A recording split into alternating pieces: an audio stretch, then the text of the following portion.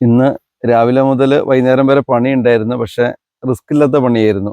ചെമ്പരത്തിൻ്റെ കമ്പ് വെട്ടിക്കൊണ്ടുവന്നിട്ട് കേണിക്ക് ചുറ്റും ഞങ്ങൾ ഒരു കോല് കുത്തിയിട്ട് ഇങ്ങനെ നട്ടിട്ടുണ്ട്. എല്ലാം പൊടിക്കുമെന്ന് പ്രതീക്ഷിക്കുന്നു. അതുപോലെ അടയ്ക്കാമരത്തിൻ്റെ അലവൊക്കെ നേരത്തെ മുറിച്ച് വെച്ചതായിരുന്നു. അതും ഇങ്ങനെ വെച്ചിട്ട് ഓരോ കുറ്റി കൊടുത്തിട്ട് ഈ പടിക്കെട്ടുകളൊക്കെ ഒന്ന് ഞാൻ അപ്പം കൂടെ ബലപ്പെടുത്തിയിട്ടുണ്ട്.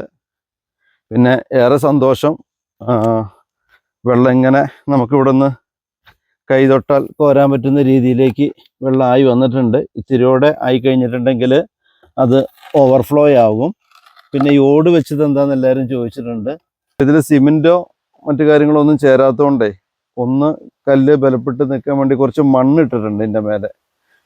അപ്പോൾ അതുകൊണ്ട് ആ മണ്ണിൻ്റെ ചെളി മഴ പെയ്യുമ്പോൾ ഉള്ളിലേക്ക് ഇറങ്ങാതിരിക്കാനാണ് ഓട് വെച്ചിരിക്കുന്നത് കേട്ടോ.